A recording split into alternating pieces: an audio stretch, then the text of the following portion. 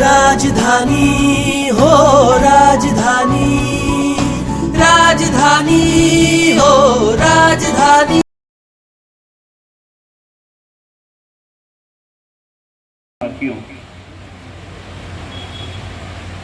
मैं यहाँ पर एक पोस्टमैन की हैसियत से आया हूँ।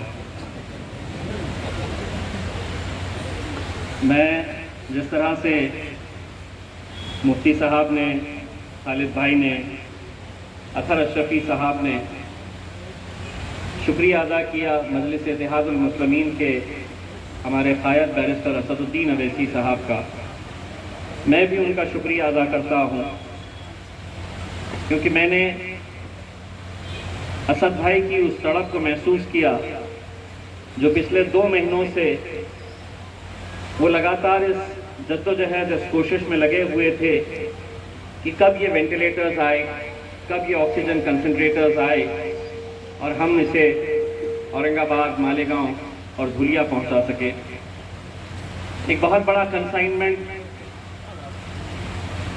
कोरोना से लड़ने के लिए जो जो इक्विपमेंट्स की ज़रूरत होती है वो सिर्फ महाराष्ट्र के इन 3 शहरों में आया है, ऐसा नहीं है। अल्हम्दुलिल्लाह अब हम बिहार में भी बहुत मजबूत हो चुके हैं, तो बिहार में भी एक बहुत बड़ा कंसाइनमेंट वहाँ पर पहुँचा है।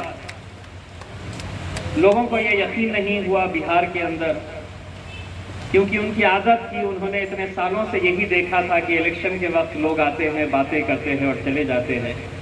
अब उन्हें एहसास होता है कि वो कोई और है, ये तो हमारे अपने हैं। अभी कुछ देर पहले सबसे पहले तकरीर करते हुए अयाज हलचल साहब ने अपनी तकरीर की शुरुआत इस बात से की कि इस मुल्क के वजीर आजम नरेंद्र मोदी को इस बात की फिक्र नहीं है कि मालेगांव की आवाम इस बीमारी से कैसे निपट रही है, क्या कर रही है। मैं अयाज भाई आपको एक बात कहना चाहता हूं, आपकी नाराजगी भले ही वजीर आजम से होगी, मोदी साहब से होगी, और ये बात भी सच है कि उन्हें फिक्र नहीं होगी कि यहाँ पर लोग कैसे इस बीमारी से निपट रहे हैं। लेकिन अयाज भाई, एक बात हम सभी लोग जानते हैं और मानते हैं, जिसका कोई नहीं उसका तो खुदा होता है।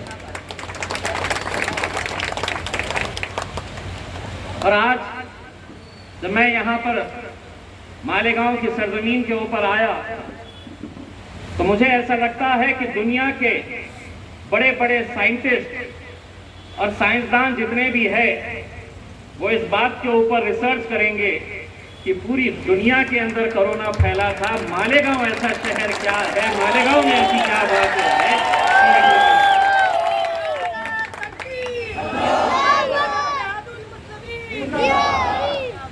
और इसका जवाब ये है, आज अगर सबसे पहले कोरोना अगर मालेगांव के अंदर खत्म हुआ तो वो महज इसलिए खत्म हुआ कि हमने हमेशा अपनी मस्जिदों को आबाद रखा है, अस्पतालों को हमने आबाद होने नहीं दिया। आज लोग हमसे भी पूछते हैं, कई अधिकारी हमसे ये सवाल करते हैं कि देखिए मालेगांव के अंदर लोग खुलेआम घूम रहे हैं,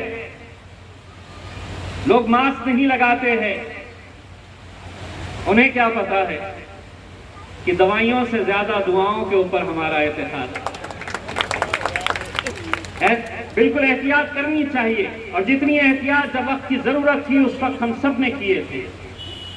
लेकिन न जाने सरकारों ने, प्रशासन ने एक ऐसा माहौल तैयार कर लिया था कि अपनी मर्जी के हिसाब से जो जैसा चाह रहा था वैसा कानून लाद रहा था। मेरे अपने शहर औरंगाबाद में मुफ्ती साहब हर रोज में लड़ते लड़ते परेशान हो गया, अब तो ब्लैक लिस्ट में आ गया हूं मैं ऑफिसर्स के। अब उनको भी एक बात समझ में आ गई है, अच्छी तरह से बात करेंगे, समझ में आई तो ठीक, नहीं तो मजलिस इत्तेहादुल मुस्लिमीन के हम सांसद हैं, समझाते समझाते अगर तुमको ये बोल दे कि अता माझी सटकली, तो ये भी आप अच्छी तरह से जानते हैं। मैं आप लोगों से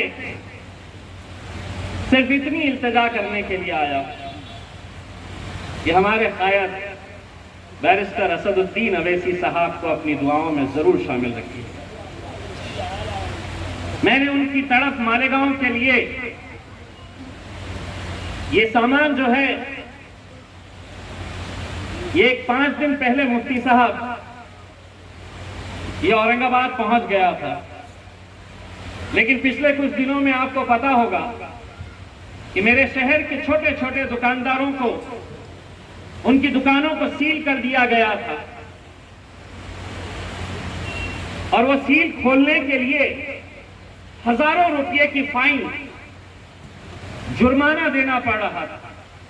वो आदमी जो ऐसी ऐसी दुकान चलाता है कि दिन भर भी अगर मेहनत करेगा तो महज 1000 रुपये 2000 रुपये अगर कमाने वाला आदमी है, उसके पास काम करने वाले जो बंदे हैं उनको पैसा देकर वो अपने घर पर कितने पैसे लेकर जाएगा, ये सब जानते हुए फाइन कितनी, तो 50,000 रुपये, 80,000 रुपये, 1 लाख रुपये। मैं वाहिद एक ऐसा पब्लिक का नुमाइंदा था जिसने पूरी ताकत लगाई, प्रशासन के साथ, पुलिस के साथ आंख में आंख डालकर ये कहा कि आपकी मनमानी नहीं चल सकती है। नतीजा यह हुआ कि 2 घंटे की बहस चली।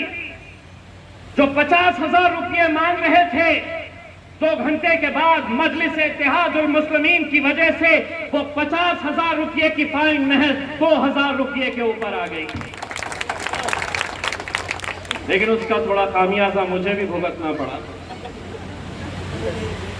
मेरे ऊपर केस ला दिया गया, FIR रजिस्टर कर दी गई, 2 नॉन अवेलेबल कलम ऐसी लगा दी गई कि जिसके अंदर जेल जाना तय है।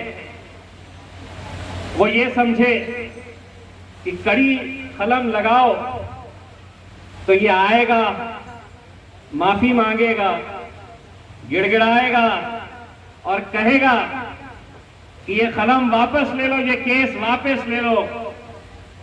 मजलिस इत्तेहादुल मुस्लिमीन है, अगर आवाम की खिदमत करते करते अगर जेल जाने का भी वक्त आया तो अल्हम्दुलिल्लाह सीना चौड़ा करके जाएंगे, लेकिन खिदमत करते रहेंगे। ये सीख हमें बैरिस्टर असदुद्दीन अवैसी साहब की तरफ से मिली है। यही काम अल्हम्दुलिल्लाह आज मालेगांव में कितनी मुश्किलों, कितनी दुश्वारियों के बीच में हमारे मुफ्ती साहब, हमारे खालिद भाई, हमारे तमाम कॉरपोरेटर्स, मैं महसूस कर सकता हूं कि जिस शहर के अंदर मजलिस इत्तेहादुल मुस्लिमीन के कॉरपोरेटर्स हैं, उन लोगों को कैसी कैसी दुश्वारियों का सामना करना पड़ता है। सभी राजनीतिक पार्टियों ने ये तय करके रखा है, चाहे वो कांग्रेस हो, राष्ट्रवादी हो या शिवसेना हो, हम सबको पैसा देंगे, लेकिन जहां मजलिस के लोग हैं हम वहां पर पूरी रुकावटें पैदा करेंगे। और यही काम सिर्फ कॉरपोरेटर्स के हद तक किया जा रहा है, ऐसा नहीं है। मुफ्ती साहब को भी कैसी तकलीफें दी जा रही है, उनको फंड सैंक्शन करवाने के लिए कैसी परेशानियों का सामना करना पड़ रहा है, ये हम महसूस करते हैं। और दिल्ली में ये मैं भी महसूस करता हूं। जब ये तय कर लेते हैं कि हम सबको देंगे, इसको नहीं देंगे, इसको मतलब मुझे नहीं देंगे, वो तकलीफ इस बात की है कि पहले तो एक शेरवानी थी जो बोलती थी, अब 2 आ गए और दोनों के दोनों बोलते हैं। ये तकलीफ है। बड़ा उनका चेहरा देखने जैसा होता है। ये कहते थे ये जो हैदराबाद की शेरवानी है, ये जो MP है, ये कितना भी कर ले, ये एक है तो एक ही रहेगा। हमने उनसे कहा नहीं, 1 के 2 होंगे, और इंशाअल्लाह आने वाले वक्त के अंदर 2 के 10 कैसे होते हैं ये आवाम करके दिखाएगी। बस मेरे भाइयों, मुत्तहिद रहिए। बहुत मुश्किलों की घड़ी से हम गुजर रहे हैं। मैं जानता हूं कि एक ऐसा वक्त है कि जहां पर हम जितना भी करें वो कम नजर आता है, क्योंकि लोगों की तकलीफें ज्यादा है और हमारे करने के जरिए बहुत कम है। उसके बावजूद भी एक पूरी नेक नियति के साथ ये काम किए जा रहे हैं। वेंटिलेटर्स आज बड़े बड़े अस्पतालों को नहीं मिल रहे। ऑक्सीजन कंसंट्रेटर्स पूरी दुनिया के अंदर अगर ऑर्डर कर दे तो नहीं मिल रहे। जिस रेट के अंदर ये मिलना चाहिए, आज उससे 4 गुना रेट के ऊपर ये ऑक्सीजन कंसंट्रेटर्स पूरी दुनिया से अगर आप मंगाएंगे तो उतने रेट के अंदर मिल रहे हैं। असद साहब ने जब 1 महीना पहले ये कहा कि कैसे रेट इसके बढ़ा दिए गए हैं, तो मैंने कहा कि असद भाई, इतने महंगे रेट के अंदर तो क्या हम मंगा रहे हैं? उन्होंने कहा हां, क्योंकि इस वक्त पैसा मायने नहीं रखता है। अगर एक वेंटिलेटर, ऑक्सीजन कंसंट्रेटर्स से अगर किसी की जान बच जाए तो इसकी कोई कीमत नहीं है, कोई कीमत नहीं है। क्योंकि आज इंसानी जान बहुत मायने रखती है। लेकिन हमने देखा है कि कैसे हम चिल्लाते रहे। मैं पिछले 5 साल जब असेंबली में था, मैं चिल्लाता रहा कि अस्पतालों के ऊपर पैसा खर्च करो। 200 बेड का हॉस्पिटल मेरे औरंगाबाद शहर में 2013 के अंदर सैंक्शन हुआ था, लेकिन महज 7 एकड़ जमीन चाहिए थी, नहीं मिल रही थी। जब एमपी बना, हाई कोर्ट के अंदर पीआईएल फाइल करी और अल्हम्दुलिल्लाह ये बात बताते हुए खुशी हो रही है कि इंशाअल्लाह ये 200 बेड का एक नया हॉस्पिटल, सरकारी हॉस्पिटल, अगले 8 दिनों के अंदर इसका काम शुरू होने वाला है 110 करोड़ रुपए की लागत से। हम कोशिश कर रहे हैं और कामयाब भी हो रहे हैं। कोशिश हमारी है और कामयाबी इसलिए मिल रही है कि आप लोगों की दुआएं हमारे साथ हैं। बस आप लोगों की दुआएं हमें चाहिए और हमें यकीन है कि फिर चाहे जितनी भी मुश्किलें आए, जितनी भी परेशानियां आए, हम इंशाअल्लाह उसका मुकाबला करेंगे। हम सब मिलकर इसका मुकाबला करेंगे इंशाअल्लाह। मैं जाते जाते हमारे खालिद साहब को ये बताना चाहता हूँ कि अब बहुत हमने भी तकरीबन 1.5 साल से हम सब अपने अपने तौर के ऊपर लोगों की खिदमत करने के अंदर लगे हुए थे। लेकिन अब हमें हमारे आने वाले इलेक्शन, पार्टी के जो प्रोग्राम्स है, नॉर्थ महाराष्ट्र की जिम्मेदारी खालिद साहब के पास है। मैं खालिद साहब को एक पत्र लेकर आया हूं महाराष्ट्र के सदर की हैसियत से। इस पत्र के अंदर, इस लेटर के अंदर हमने खालिद साहब को ये पूरा इख्तियार दिए है कि नॉर्थ महाराष्ट्र के अंदर जहां कहीं बॉडी बनानी है आप बनाइए, किसको निकालना है आप निकालिए, किसको लेना है आप लीजिए।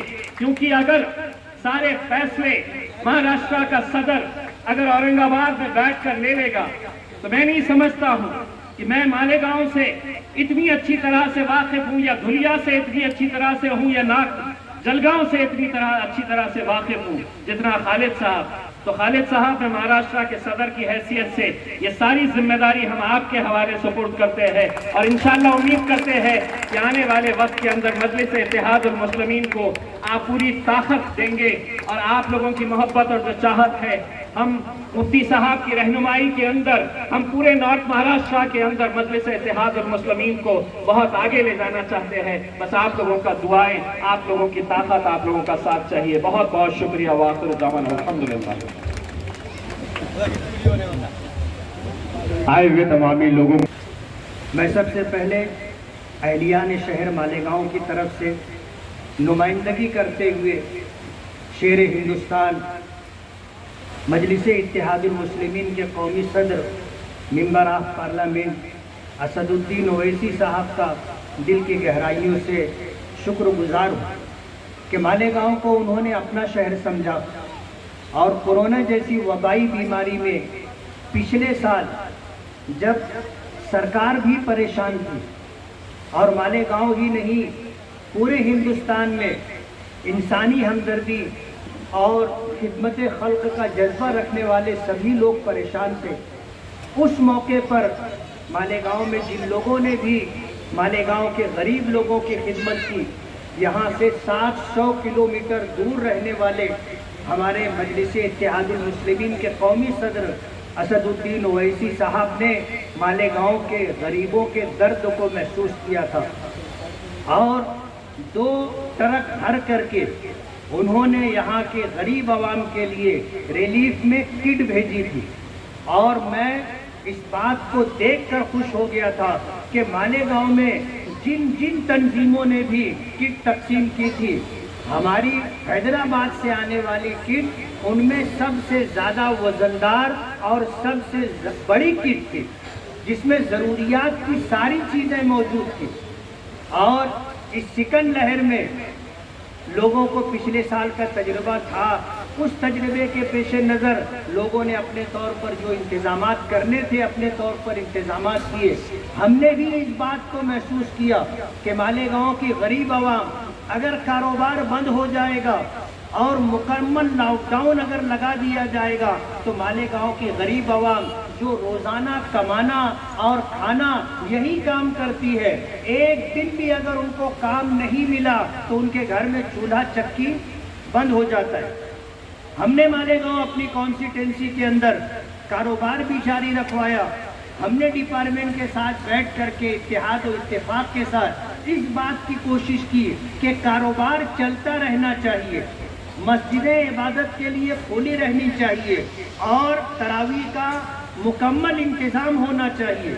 आपने इस बात को अपने चश्मे सर से देखा कि नदी के मशरकी इलाके में अपनी कॉन्स्टिट्यूंसी के अंदर अल्हम्दुलिल्लाह लोगों ने आज़ादी के साथ रमज़ानुल मुबारक में रोज़े के साथ 5 वक्त नमाजों का अहतमाम किया, तरावी का अहतमाम किया। लोग अपने अपने कारोबार से लगे रहे और ईद जैसा दिन हमने लोगों के दिए हुए एहसानात से नहीं या लोगों की दी हुई इमदाद से नहीं, अपने खून पसीने की कमाई से हमने अपने घर वालों की ईद मनाई और उसके सारे इंतजामात किए। किसी के मरहून मिन्नत नहीं रहे। मालेगांव आज भी जिस तरह चल रहा है आपने देखा रमज़ानुल मुबारक में और उसके आगे पीछे इसी तरह हमारा ये शहर जीता जागता अपना कारोबार करता रहा है।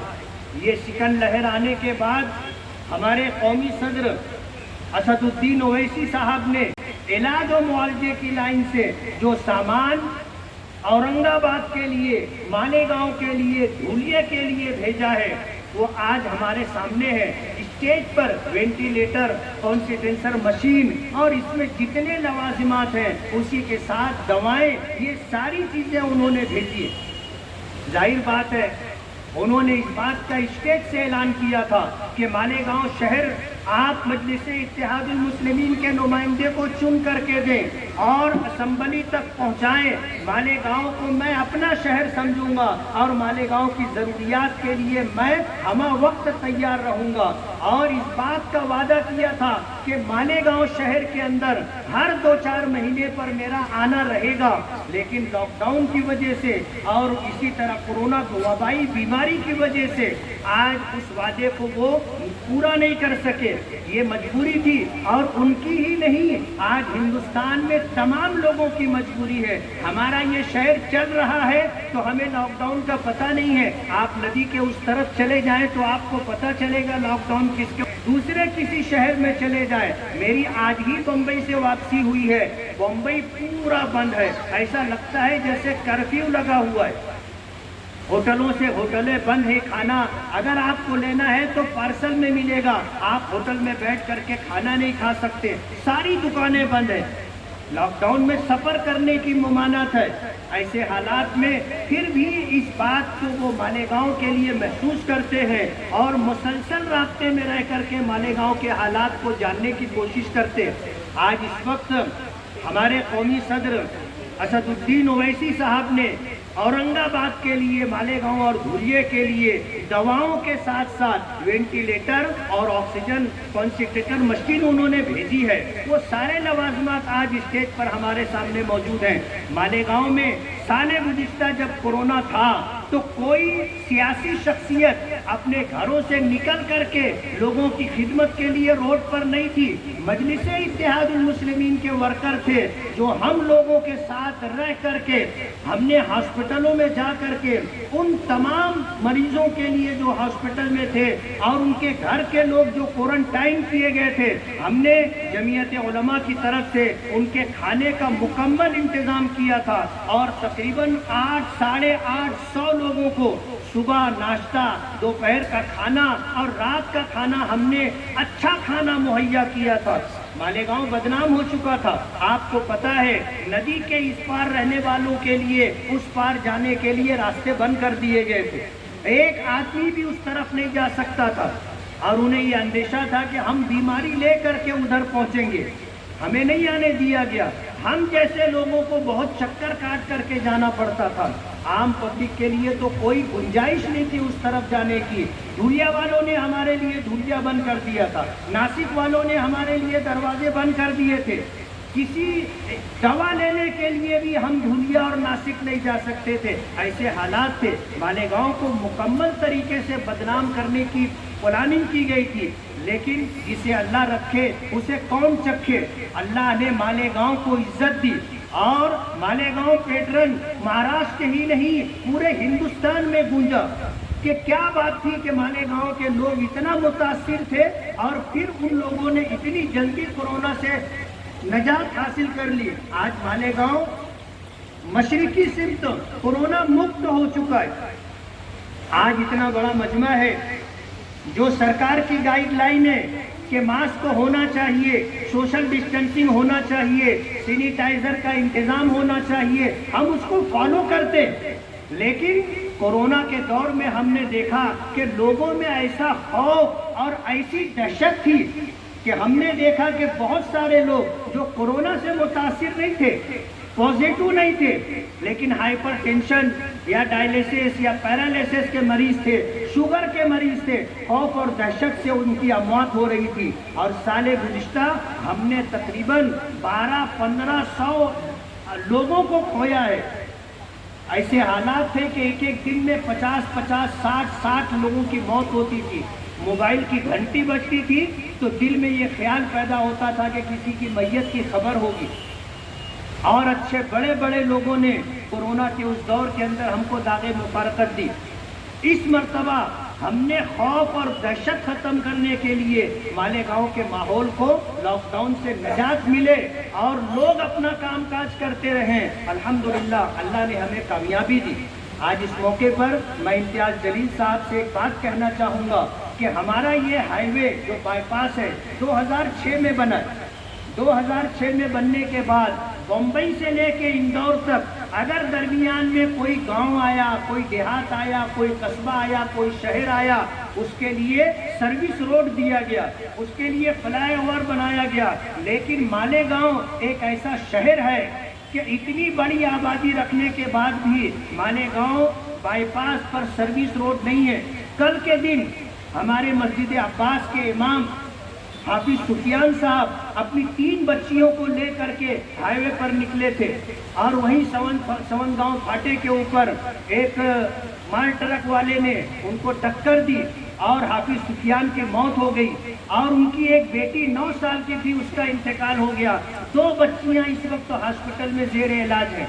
और उसके बाद शाम में एक एक्सीडेंट और हुआ, एक मैयत और हुई। इस तरह जो हादसा हो रहे हैं, जाहिर बात है अगर सर्विस रोड होती और अगर इसी तरह फ्लाईओवर होता तो बहुत मुमकिन है कि इस तरह के हादसा नहीं हो पाते। लेकिन उस वक्त क्या सूरत हाल थी, उस वक्त जो शहर के एमएलए थे, शहर के मेयर थे और शहर के एडिशनल एसपी थे, उन लोगों ने कोई तवज्जो नहीं दी। छोटे छोटे देहात में सर्विस रोड है, लेकिन हमारे मालेगांव शहर के अंदर सर्विस रोड और फ्लाईओवर नहीं है। 2009 से 14 के दरमियान मैंने दिल्ली और मुंबई इस सिलसिले में पूरी जद्दोजहद और कोशिश की। उसके लिए सारे कागजात मेरे पास मौजूद हैं, जो मैंने खतूत भेजे, जो वहाँ से जवाबी लेटर आया, वो सब कुछ हमारे पास है। और अभी भी हम लोग इस सिलसिले में कोशिश कर रहे हैं। पिछले हफ्ते में जुमेरात के दिन एडिशनल कलेक्टर और एडिशनल एसपी के साथ मेरी मीटिंग हुई थी, और यही बाईपास पर सर्विस रोड और फ्लाईओवर के ताल्लुक से मैंने ये जानने की कोशिश की थी कि मार्च के महीने में हाईवे अथॉरिटीज़ के लोग जो दिल्ली, बम्बई और नासिक से मालेगांव मेरे बुलाने पर आए थे, और राउंड टेबल मीटिंग के साथ 13 फाटे से लेकर के मालेगांव चौकुंडी तक हमने पूरा सर्वे कराया था, वो काम कहाँ तक पहुँचा, आपने अपनी जिम्मेदारी कहाँ तक निभाई,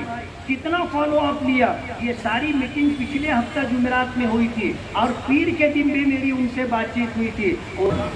कोरोना कोविड की जो सेकेंड लेयर थी, उस सेकेंड लेयर के लहर के दौरान हमारे कौमी सदर जो सेकेंड वेव थी उसमें हमारे कौमी सदर असदुद्दीन अवैसी साहब ने मालेगांव शहर के शहरियान से एक वादा किया कि कोरोना का कहर जिस तरीके से जारी है, उसको देखते हुए वो मालेगांव शहरियान को जो कोरोना के लिए जो लवाजमात लगते हैं, जो इक्विपमेंट्स लगते हैं, जो सामान लगते हैं, उनका एक सेट मालेगांव के लिए रवाना करेंगे।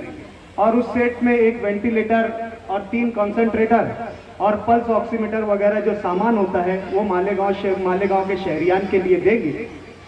हमारे कौमी सदर के वादे के मुताबिक आज हमारे रियासती सदर और हमारे रहनुमा इम्तियाज़ जलील साहब ने वो तमाम इक्विपमेंट्स जो है हमारे शहर ले आया है, और आज हमारे मजलिस के जो जिम्मेदार है अलहाज मुफ्ती मोहम्मद इस्माइल कासमी साहब, उनके ये सुपुर्द किया जाएगा। दोस्तों, मैं हमेशा एक बात कहता हूँ कि मजलिस सिर्फ एक सियासी जमात नहीं है, मजलिस का सियासी होना अपनी एक मजबूरी है। ये हिंदुस्तान का संविधान, हिंदुस्तान का कॉन्स्टिट्यूशन, हमारे हुकूक की लड़ाई सियासत के जरिए ही हम लड़ सकते हैं, ये हमारे दस्तूर की एक खूबसूरत जो है रूह है। लेकिन मैं हमेशा से एक बात ये कहता हूं कि मजलिस इत्तेहादुल मुस्लिमीन एक सियासी जमात के साथ साथ एक तहरीक है। मजलिस इत्तेहादुल मुस्लिमीन एक नजरिया है, एक आइडियोलॉजी। मजलिस इस मुल्क में जो दबे कुचले लोग हैं, जो पिछड़े लोग हैं, उनके हुकूक की लड़ाई लड़ती है। जहां जहां ऐसे दबे कुचले लोगों को जो समाज में पिछड़े हुए हैं, पीछे, उनके लिए हमेशा मजलिस इत्तेहादुल मुस्लिमीन आगे आई है। चाहे कानूनी पहलू हो, चाहे समाजी पहलू हो, हर मामला में मजलिस इत्तेहादुल मुस्लिमीन ने जो समाज के दबे कुचले लोग हैं उनकी रहनुमाई की। आज मुल्क भर में कोरोना के जो हालात हुए, आप लोग उससे बखूबी वाकिफ है कि कैसे हालात ये मुल्क में कोरोना के जो है कोरोना की जो बीमारी थी उसकी वजह से इस मुल्क में आए थे। हमारे कौमी सदर ने अपनी कॉन्स्टिट्यूंसी हैदराबाद में, अपने मुकामी शहर में बसने वाले लोगों की कोरोना के इस दौर में पूरी जिम्मेदारी लेते हुए, जब तक के हैदराबाद में लॉकडाउन था, जब तक के तेलंगाना में लॉकडाउन था, ऐसे गरीब परिवारों को खाने से लेकर उनकी तमाम जो अशियाए जरूरियात थी उसकी मदद पहुंचाई। ऐसे मरीज जो कोरोना के दौर में अपने इलाज का खर्चा बर्दाश्त नहीं कर सकते थे, मजलिस इत्तेहादुल मुस्लिमीन ने हॉस्पिटल्स में ऐसे मरीजों का इलाज किया। जब महाराष्ट्र की हम बात करते हैं तो मालेगांव शहर में जब मजलिस इत्तेहादुल मुस्लिमीन ने कोरोना की जो पहली लहर थी, उसमें हमारे मुफ्ती मोहम्मद इस्माइल कासमी साहब, इस शहर के एमएलए, जो बजाते खुद कोरोना से मुतासिर हुए थे, कोरोना से मुतासिर होने के बाद मुफ्ती मोहम्मद इस्माइल कासमी लगातार जब तक कि कोरोना की ये दूसरी लहर खत्म नहीं होती है, मुसलसल इस शहर के लिए काम करते आ रहे हैं। जहां पर हमने देखा कि सिविल हॉस्पिटल में ड्यूरा सिलेंडर की जरूरत थी, वहां पर मुफ्ती मोहम्मद इस्माइल साहब ने शहर की रहनुमाई की। जहां 20 गैस सिलेंडर की जरूरत थी, मुफ्ती मोहम्मद इस्माइल साहब ने महाराष्ट्र के वजीर सेहत से गुफ्तगू कर यहां पर गैस का नस्म करवाया। औरंगाबाद के ताल्लुक से आपने देखा होगा कि जब लॉकडाउन का ऐलान किया गया सरकार की जानिब से, यह प्रोग्राम जाहिर किया गया, तो हमारे बेबाक रहनुमा, हमारे रियासती सदर और औरंगाबाद के मेंबर ऑफ पार्लियामेंट ने आगे बढ़कर कहा कि लॉकडाउन जो है ये मसले का हल नहीं है।